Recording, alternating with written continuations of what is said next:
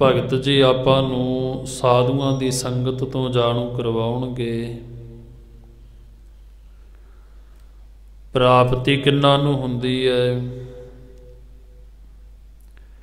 साधुआं दी संगत करन दा लाहा की है? भगत कबीर जी अज दे पावन सलोक दे द्वारा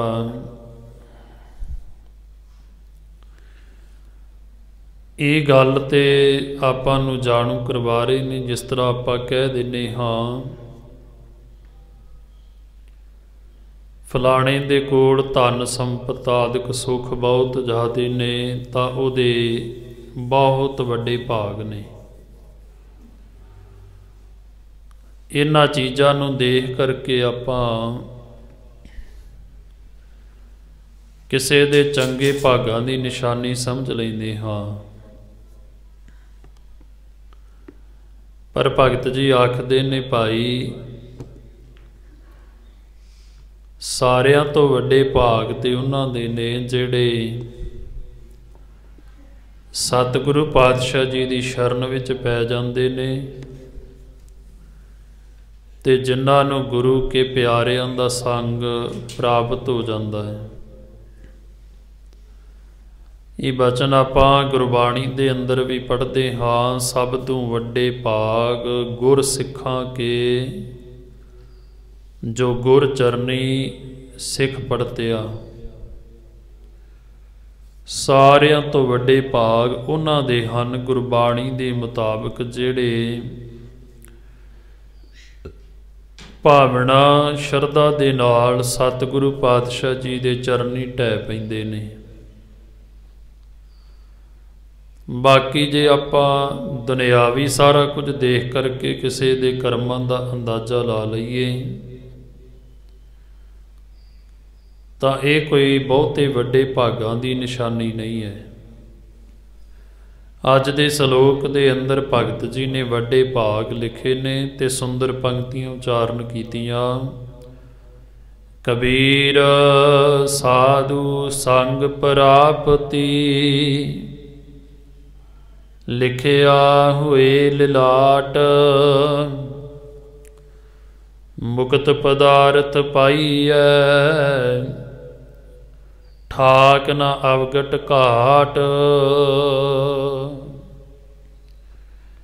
भगत जी आखते ने कबीर साधु संग प्राप्ति, जिन्हां नूं साधुआं दी संगत प्राप्त हो गई है,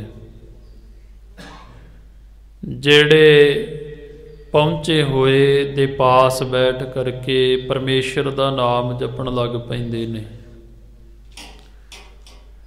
लिखिया होए लिलाट, प्राप्ति कदों है? जदों भगत जी कहिंदे ने मस्तक दे भाग चंगे बन जाण, जिन्हां दे शुभ कर्म लिखे होण, उन्हां नूं फिर साधु संग प्राप्ति, उन्हां नूं भले पुरशां दा संग प्राप्त हो जांदा है। उन्हां दा उन्हां दे नाल मिलाप हुंदा है जिन्हां दे बाबत धन गुरु रामदास पातशाह जी आखदे ने गुर सिखा अंदर सतगुर वरतै, चुण कढे लद्दो वारी। साकतां दे हिरदियां दे विच तां झूठ वसदा है, पर गुरसिखां दे हिरदे अंदर सतगुरु आप वसदा है आण करके। गुरसिखा अंदर सतगुर वरतै ते जिन्हां दे अंदर फिर वाहिगुरु परमात्मा आप वरतन लग पैंदा है, फिर उन्हां साधुआं दी संगत प्राप्त हो जावे ते भाव मन लो कि आपां परमेश्वर दे नाल मिल जावांगे, अपने उपर किरपा वरत जावेगी। ते साधुआं दी संगत विचों प्राप्ति की है? भगत जी कहिंदे मुक्त पदार्थ पाई है। मुक्ति दा पदार्थ जिहड़ा है ना वो प्राप्त हो जाता है। ठाक ना अवकट घाट, कोई भी कठन तो कठन फिर घाटी जिहड़ी रस्ता जिहड़ा है ना वो अपनी इस जिंदगी के अंदर दुखा भरिया नहीं आउंदा। सारा कुछ जिहड़ा जीवन है वो सखौला बन जाता है। ते सारिਆਂ तो वड्डी गल ये है कि कीते हुए गुनाह ते पाप जिहड़े ने वो माफ हो जाते ने, बंदे नूं मुक्ति की दात प्राप्त हो जाती है। भाई गुरदास जी दियां जदों आपां वारां पढ़दे हाँ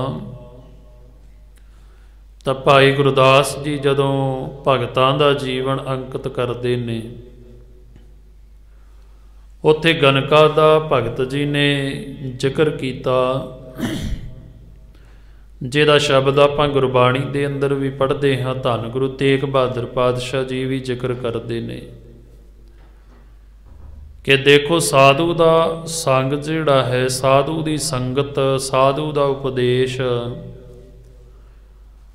ਉਹਦੇ ਵਿੱਚ किड्डी वड्डी बख्शिश ते रहमत वरतदी है कि गनका पापण वर्गी का जीवन भी जिहड़ा है वो बदल जाता है। भाई गुरदास जी उत्थे लिखते ने कि गनका पापण होए कै पापां दा गलहार परोता। हुण गनका वेसवा सी, पापण सी, बहुत सारे पाप कमाउण वाली, कह लईए कि पापां दा हार परो करके गल हार परोता, अपने गल दे विच हार परोया होया है पापां रूपी। पर एक दिन रब्बी कोई परमेश्वर दा प्यारा तुरिया जा रहा सी ते रस्ते विच जांदियां जांदियां अचानक मींह पैण लग पिया। किसे नूं पुछया कि कुछ घड़ियां ठहरन दे वास्ते जगह मिल जावे ते भला होना सी उस दा। किसी ने इशारा कर दिता, कहन लगे वो सामने चले जाओ जिथे उस गनका वेसवा का घर सी, जिथे उन्हें अपना टिकाणा बनाया होया सी। तां भाई गुरदास जी कहते महापुरख अचानक गनका वाड़े आए खलोता। वो महापुरख कोई रब्बी रूह परमेश्वर दी नाम जपण वाली अज गनका दे वेड़े विच आण करके खलो गए। दुरमत देख दयाल होए हथों उसनों दितोन तोता। हुण जदों किसे नाम जपण वाले दे दर्शन हुंदे ने ना, इन्हां दर्शनां दे विच ही इन्नी ताकत है कि बंदे दी माड़ी मत जिहड़ी है वो दूर हो जाती है। दर्शन भेटत होत निहाल। सुखमणी साहिब के अंदर आपां पढ़ते हाँ कि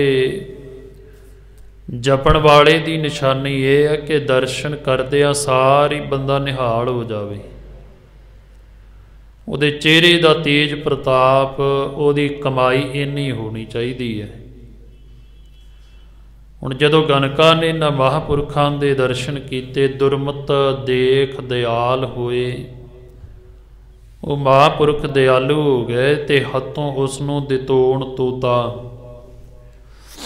एक तोता दे दिता। कहन लगे इदां करया करो, राम नाम उपदेश कर खेल गया दे वणज सोता। इनू राम नाम जपाया कर सवेरे शामी। परमेश्वर का नाम जपण का उपदेश दे दिता। राम नाम उपदेश कर खेल गया ते वणज असोता। लिव लागी तिस तोत्यों नित पढ़ाए करे असोता। हुण रात दिन पाप कमाउण वाली गणका पापण जदों राम नाम जपाउंदी है तो हौली हौली लिव लगनी शुरू हो गई। नित पढ़ाए करे असोता। अगे अगे आप बोलती है, मगर मगर वो तोता राम नाम बोलता है।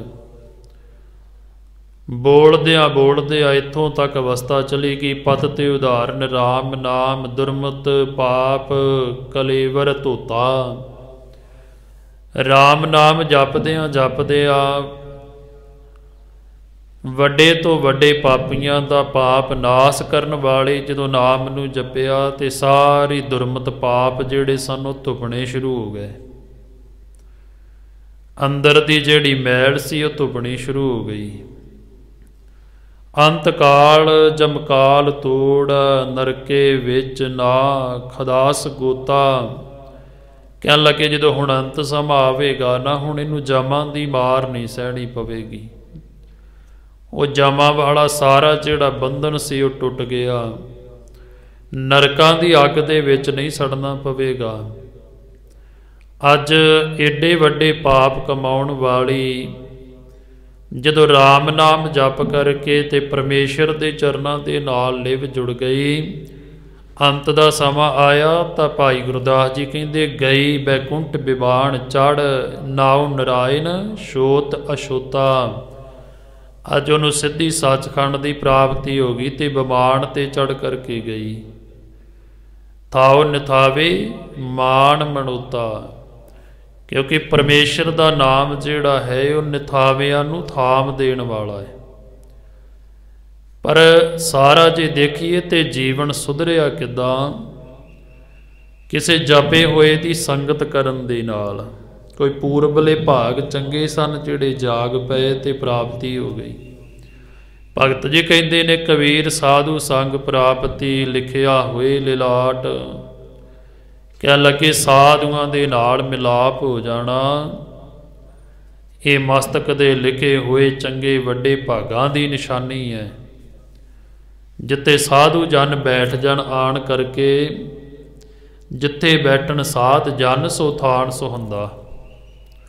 ਉਹ ਜਗ੍ਹਾ ਵੀ ਸੋਭਨੀਕ ਬਣ ਜਾਂਦੀ ਹੈ। ਜਿੱਥੇ ਨਾਮ ਕੋਈ ਜਪਣ ਲੱਗ ਪੈਂਦਾ ਹੈ, ਉਹ ਜਗ੍ਹਾ, ਉਹ ਪਿੰਡ, ਉਹ ਸ਼ਹਿਰ ਜਿਹੜਾ ਹੈ ਉਹ ਪਵਿੱਤਰ ਕਰ ਦਿੰਦਾ ਹੈ। ਉਹਦੇ ਨਾਲ ਸੰਗ ਕਰਨ ਵਾਲਾ ਵੀ ਤਰ ਜਾਂਦਾ ਹੈ। ਜਿਹੜਾ ਸਾਧੂਆਂ ਦਾ ਸੰਗ ਕਰ ਲੈਂਦਾ ਹੈ, ਫਿਰ ਪਰਮੇਸ਼ਰ ਉਹਦੀ ਵੀ ਕਿਸੇ ਬੰਨੇ ਕਿਸੇ ਪ੍ਰਕਾਰ ਦੀ ਕੋਈ ਪਿੱਠ ਨਹੀਂ ਲੱਗਣ ਦਿੰਦੇ। ਪੜ੍ਹਦੇ ਹੀ ਆਪਾਂ ਭਗਤ ਸੈਣ ਜੀ ਦਾ ਜੀਵਨ। ਜਾਂਦੇ ਸਨ ਰਾਜੇ ਦੇ ਪਾਸ, ਨੌਕਰੀ ਕਰਦੇ ਸਨ, ਮੁੱਠੀ ਚਾਬੀ ਕਰਨੀ ਜਾ ਕਰਕੇ। ਤਾਂ ਇੱਕ ਦਿਨ ਕੀ ਹੋਇਆ ਕਿ ਸੁਣ ਪ੍ਰਤਾਪ ਕਬੀਰ ਕਾ ਦੂਜਾ ਸਿੱਖ ਹੁਆ ਸੈਣ ਨਾਈ, ਪ੍ਰੇਮ ਭਗਤ ਰਾਤੀ ਕਰੇ ਭਲਕੇ ਰਾਜ ਦੁਆਰੇ ਜਾਈ। ਭਗਤ ਕਬੀਰ ਜੀਆਂ ਦਾ ਬੜਾ ਤੇਜ ਪ੍ਰਤਾਪ ਸੁਣ ਕਰਕੇ ਤੇ ਭਗਤ ਸੈਣ ਜੀ ਵੀ ਜੁੜ ਗਏ। ਪ੍ਰੇਮਾ ਭਗਤੀ ਕਰਨੀ, ਰਾਤ ਕਰੇ ਭਲਕੇ ਰਾਜ ਦੁਆਰੇ ਜਾਈ। ਸਵੇਰ ਹੋ ਜਾਣੀ ਤੇ ਫਿਰ ਰਾਜੇ ਦੇ ਦੁਆਰੇ ਤੇ ਚਲੇ ਜਾਣਾ। ਜਾ ਕਰਕੇ ਨੌਕਰੀ ਕਰਨੀ, ਆਪਣੀ ਮੁੱਠੀ ਚਾਬੀ ਕਰਕੇ ਆਉਣੀ। ਇੱਕ ਦਿਨ ਚੱਲਣ ਲੱਗੇ ਤੇ ਉਹਨੇ ਚਿਰ ਨੂੰ ਕੁਝ ਨਾਮ ਜਪਣ ਵਾਲੀਆਂ ਰੂਹਾਂ ਆ ਗਈਆਂ। ਆਏ ਸੰਤ ਪ੍ਰਾਹੁਣੇ ਕੀਰਤਨ ਹੁਆ ਰਹਿਣ ਸਬਾਈ। ਨਾਮ ਜਪਣ ਵਾਲੇ ਕੁਝ ਸੱਜਣ ਪਿਆਰੇ ਆ ਗਏ ਤੇ ਹੁਣ ਇਹਨਾਂ ਨੂੰ ਛੱਡ ਕਰਕੇ ਤੇ ਜਾਣਾ ਬਣਦਾ ਹੀ ਨਹੀਂ। ਛੱਡ ਨਾ ਸਕੇ ਸੰਤ ਜਨ, ਰਾਜ ਦੁਆਰ ਨਾ ਸੇਵ ਕਮਾਈ। ਭਗਤ ਸੈਣ ਜੀ ਹੁਣ ਗਏ ਨਹੀਂ ਅੱਜ ਰਾਜੇ ਦੀ ਮੁੱਠੀ ਚਾਬੀ ਕਰਨ ਦੇ ਲਈ, ਕਿਉਂਕਿ ਸੇਵਾ 'ਚ ਜੁੜ ਗਏ। ਸੰਤ ਆਏ ਨੇ ਘਰ ਦੇ ਵਿੱਚ, ਇਹਨਾਂ ਨੂੰ ਛੱਡ ਕਰਕੇ ਮੈਂ ਕਿੱਦਾਂ ਚਲਿਆ ਜਾਵਾਂ? ਸੇਵਾ ਦੇ ਵਿੱਚ ਜੁੜ ਗਏ। ਪਰ ਉਧਰ ਜਦੋਂ ਅਗਲੇ ਦਿਨ ਤੁਰ ਕਰਕੇ ਗਏ ਤਾਂ ਮਨ ਦੇ ਅੰਦਰ ਸੋਚਦੇ ਜਾਂਦੇ ਨੇ ਕਿ ਅੱਜ ਝਿੜਕਾ ਪੈਣਗੀਆਂ ਰਾਜੇ ਦੇ ਕੋਲੋਂ। ਉਹਨਾਂ ਪੁੱਛਣਾ ਕਿ ਤੂੰ ਭਾਈ ਕੱਲ੍ਹ ਕਿਉਂ ਨਹੀਂ ਆਇਆ? ਹੋ ਸਕਦਾ ਮੈਨੂੰ ਨੌਕਰੀ ਤੋਂ ਹੀ ਕੱਢ ਦੇਣ। ਕਈ ਪ੍ਰਕਾਰ ਦੀਆਂ ਮਨ ਦੇ ਵਿੱਚ ਵਿਚਾਰਾਂ ਕਰਕੇ ਤੁਰੇ ਜਾਂਦੇ ਨੇ। ਪਰ ਜਦੋਂ ਕਹਿੰਦੇ ਅੱਜ ਰਾਜੇ ਦੇ ਦਵਾਰੇ ਦੇ ਉੱਪਰ ਗਏ ਤੇ ਬਾਦਸ਼ਾਹ ਆਪਣਾ ਸਿੰਘਾਸਨ ਛੱਡ ਕਰਕੇ ਤੇ ਉੱਠ ਕਰਕੇ ਭੱਜ ਕਰਕੇ ਮਿਲਿਆ। ਕਹਿਣ ਲੱਗੇ, ਸੈਣ ਜੀ ਜਿੱਦਾਂ ਦੇ ਤੁਸੀਂ ਕੱਲ੍ਹ ਸਾਡੀ ਮੁੱਠੀ ਚਾਬੀ ਕਰਕੇ ਗਏ ਹੋ ਨਾ, ਸਾਨੂੰ ਤਾਂ ਇੱਦਾਂ ਲੱਗਦਾ ਜਿਸ ਤਰ੍ਹਾਂ ਸਾਡੇ ਸਰੀਰ ਦਾ ਸਾਰਾ ਰੋਗ ਹੀ ਠੀਕ ਹੋ ਗਿਆ ਹੈ। ਸਾਡੇ ਤਨ ਦੇ ਉੱਪਰ ਕਿਸੇ ਪ੍ਰਕਾਰ ਦਾ ਕੋਈ ਰੋਗ ਹੀ ਨਹੀਂ ਰਹਿ ਗਿਆ। ਇੰਨੀ ਜ਼ਿਆਦਾ ਤੁਸੀਂ ਕੱਲ੍ਹ ਪ੍ਰੇਮ ਦੇ ਨਾਲ ਸਾਡੇ ਸਰੀਰ ਨੂੰ ਕੁੱਟਿਆ ਹੈ।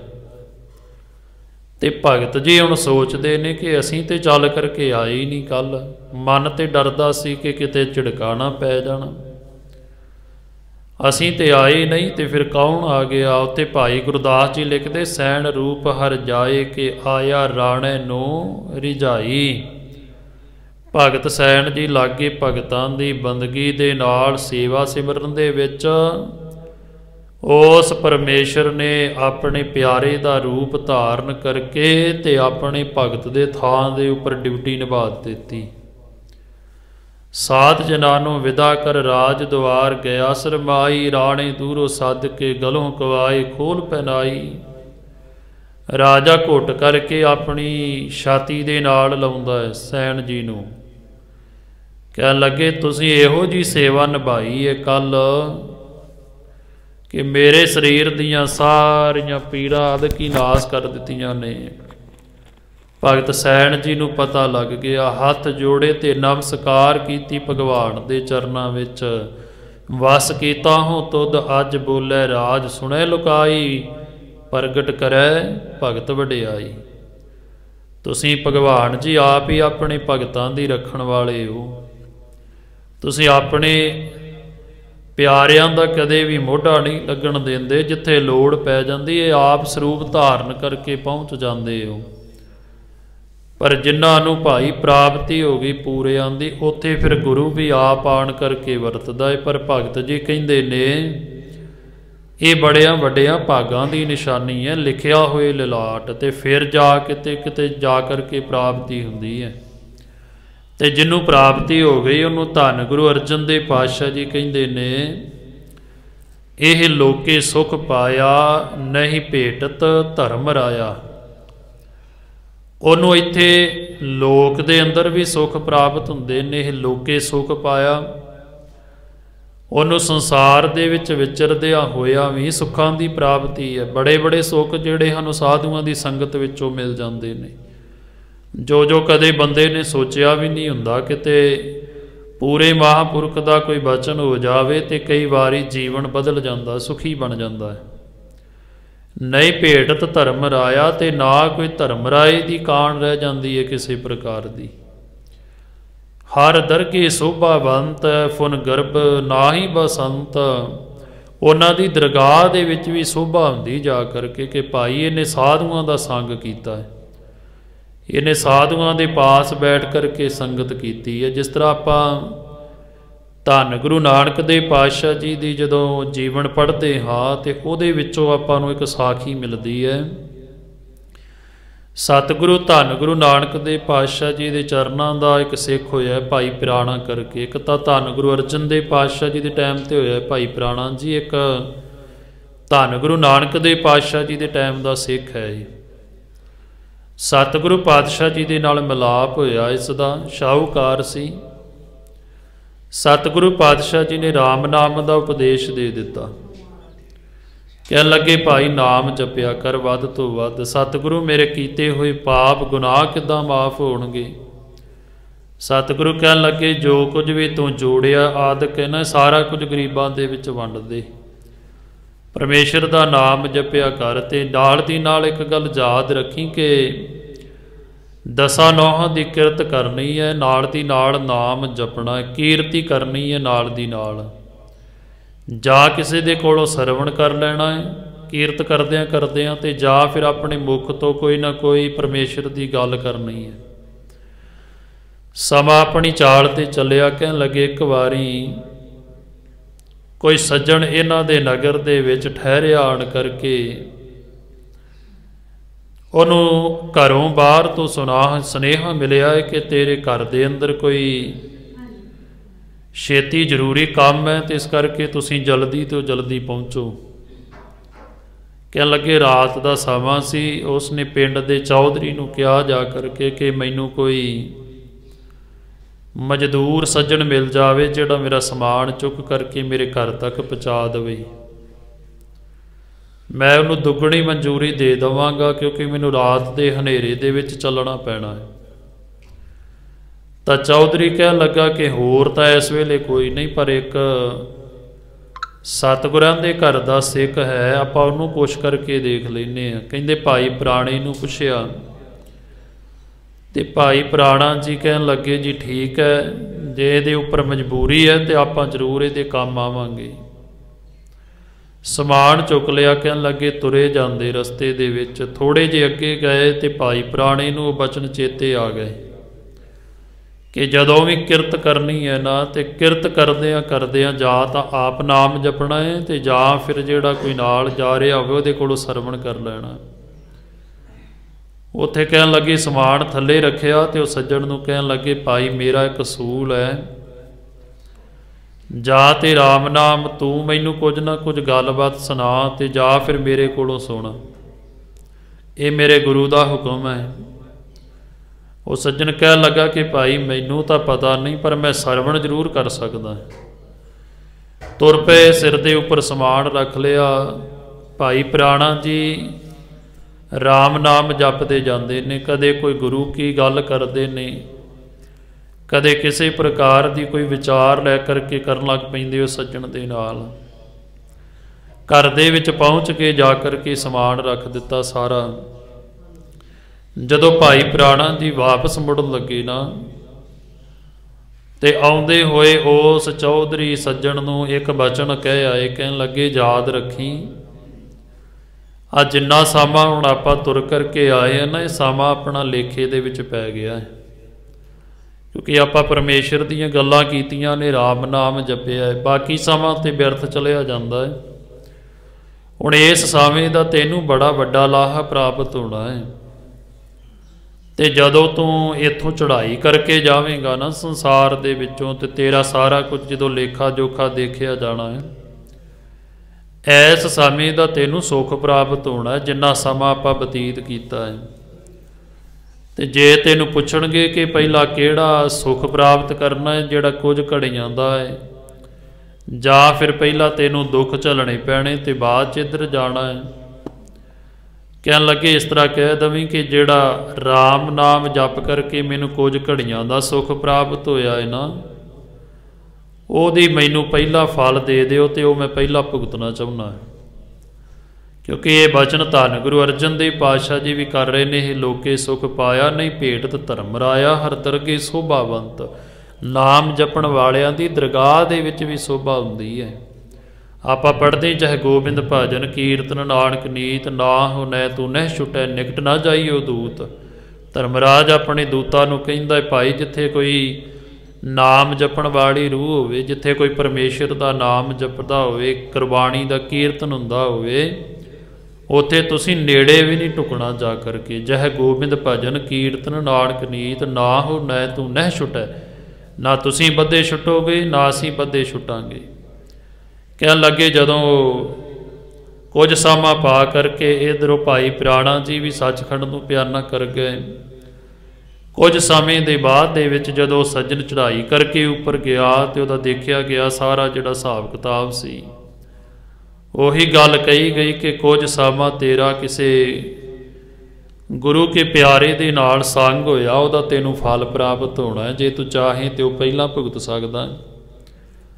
उन्होंने बचन चेते आ गए जिहड़े भाई पुराणे ने कहे सन। कहन लगा जी मैनूं पहला सुख भुगवा दिओ जिन्ने क मेरे हिस्से दे विच आउंदे ने। कहन लगे जदों जमदूत फड़ करके लै करके गए तो उन्होंने डराउंदे ने कि इन्नियां घड़ियां बतीत करके तो वापस निकल आवीं इधरों, ना आया तो फिर तेरी सज़ा होर वधदी जानी है। वो सज्जन अगे नंगे आके नाग करके जदों बैठा कुछ घड़ियां वेखिया समा बतीत हो गया। जदों वापस परतन लगा भाई प्राणा जी भी सन। कहन लगे भाई किधर चलिया? कहन लगा मैनू दिता होया मेरा समा जिहड़ा ना समाप्त हो गया, तो मैनू हुण वापस जाना पैना है। जे मैं ना गया तो मैनू भारी सज़ा भुगतनी पैनी है। भाई प्राणा जी कहन लगे भाई चुप करके बैठ जा, इत्थे नहीं हुण तैनू खतरा कोई भी, किसी ने नहीं पहुँचना तेरे कोल। तैनू दूर तो जरूर डरावा दे सकते ने, पर दूत के इत्थे तो धर्मराज भी आण करके अपना पैर नहीं पा सकता। इस करके हुण बैठ जा, तो जिन्ना समा तू राम नाम जपिया सी तैनू उहदा लाहा प्राप्त हो गया, तो हुण बैठ करके परमेश्वर की बंदगी कर। कहण तो भाव कि जिन्हां नूं साधुआं दा संग हो जाता है, उन्हां दे उपर ऐसी किरपा वरत जाती है। उन्हां दा धन गुरु अर्जन देव पातशाह जी कहिंदे ने सारा जीवन ही सवर जाता है। हर दरगे शोभावंत फुन गर्भ नहीं बसंत, जानी संत की मित्र आई। जदों उन्हां दी मित्रता ही पूरे संत दे नाल बन जाती है ना, ਕਾਰ ਕਿਰਪਾ ਦੀਨੋ ਹਰਨਾਮਾ ਪੂਰਬ ਸੰਜੋਗ ਮਿਲਾਈ। कोई पूरबले भाग होण ते साधु दा संग हुंदा है ते किरपा करके फिर उन्हां दे पासों राम नाम दी दात प्राप्त हो जाती है। गुर कै चरण चित लागा धन धन संजोग सुभागा। संत की धूर लागी मेरे माथे किल विक दुख सगले मेरे लाथे। जदों संत दी धूड़ मिल जाती है मस्तक नूं ला लईए चुक करके तां सारे दुख आदਿਕ ਜਿਹੜੇ ਹਨ जिंदगी दे नाश हो जाते ने। ਤਾਂ ਹੀ ਧੰਨ ਗੁਰੂ ਅਰਜਨ ਦੇਵ ਪਾਤਸ਼ਾਹ ਜੀ ਕਹਿੰਦੇ ਹੋ ਕਿਰਪਾਲ ਸੁਆਮੀ ਮੇਰੇ ਸੰਤਾਂ ਸੰਗ ਵਿਹਾਵੇ। ਸਤਿਗੁਰੂ ਮੇਰੇ ਉੱਪਰ ਦਇਆ ਕਰਦੇ ਹੋ ਰਹਿਮਤ ਕਰਦੇ ਹੋ ਕਿ ਮੈਨੂੰ ਸੰਗਤ ਜਿਹੜੀ ਹੈ ਉਹ ਸੰਤਾਂ ਦੀ ਪ੍ਰਾਪਤ ਹੋ ਜਾਵੇ। ਮੈਂ ਸੰਤਾਂ ਦੀ ਸੰਗਤ ਵਿੱਚ ਰਹਿ ਕਰਕੇ ਸਮਾਂ ਬਤੀਤ ਕਰਾਂ ਕਿਉਂਕਿ ਤਦੋਂ ਭੁੱਲੇ ਸੇ ਜਮ ਜਮ ਮਰਦੇ ਤਿਨ ਕਦੇ ਨਾ ਚੁੱਕਣ ਹਾਵੇ। ਜਿਹੜੇ ਤੈਥੋਂ ਵਿਛੜ ਜਾਂਦੇ ਨੇ ਉਹ ਸਦਾ ਜੰਮਦੇ ਤੇ ਮਰਦੇ ਰਹਿੰਦੇ ਨੇ। ਉਹ ਉੱਚੀ ਉੱਚੀ ਪੁਕਾਰ ਕਰਦੇ ਰਹਿੰਦੇ ਨੇ। ਉਹਨਾਂ ਦੀ ਪੁਕਾਰ ਕਦੇ ਵਾਸਤੇ ਵੀ ਮੁੱਕਦੀ ਨਹੀਂ ਹੈ। ਪਰ ਜਿਨ੍ਹਾਂ ਨੂੰ ਪਰਮੇਸ਼ਰ ਦੇ ਨਾਮ ਜਪਣ ਵਾਲਿਆਂ ਦੇ ਨਾਲ ਪ੍ਰਾਪਤੀ ਹੋ ਗਈ ਉਹਨਾਂ ਦੇ ਉੱਪਰ ਕਿਰਪਾ ਤੇ ਰਹਿਮਤ ਵਰਤ ਜਾਂਦੀ ਹੈ। ਇਸ ਕਰਕੇ ਭਗਤ ਜੀ ਇੱਥੇ ਸਾਨੂੰ ਸਮਝਾ ਰਹੇ ਨੇ ਕਬੀਰ ਸਾਧੂ ਸੰਗ ਪ੍ਰਾਪਤੀ ਲਿਖਿਆ ਹੋਏ ਲਿਲਾਟ।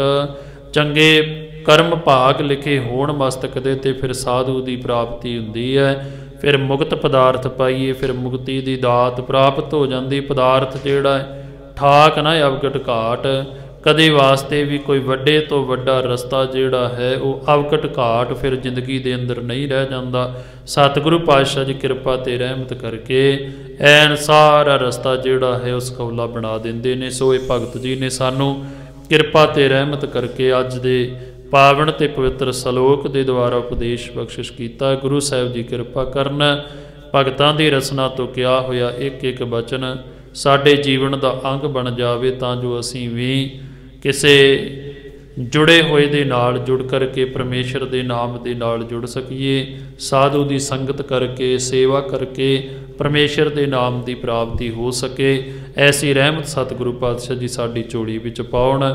ਪਾਵਨ ਸਲੋਕ ਦੀ ਵਿਚਾਰ ਕਰਦਿਆਂ ਇੱਕ ਨਹੀਂ ਅਨੇਕ ਪ੍ਰਕਾਰ ਦੀਆਂ ਭੁੱਲਾਂ ਚੁੱਕਾਂ ਹੋ ਜਾੜੀਆਂ ਸੁਭਾਵਿਕ ਨੇ। ਸਤਿਗੁਰੂ ਸੰਗਤ ਬਖਸ਼ਣ ਯੋਗ ਹੈ ਬਖਸ਼ ਲੈਣਾ ਜੀ। ਅਗਾਂਹ ਵਾਸਤੇ ਸਤਿਗੁਰੂ ਜੀ ਕਿਰਪਾ ਕਰਨ।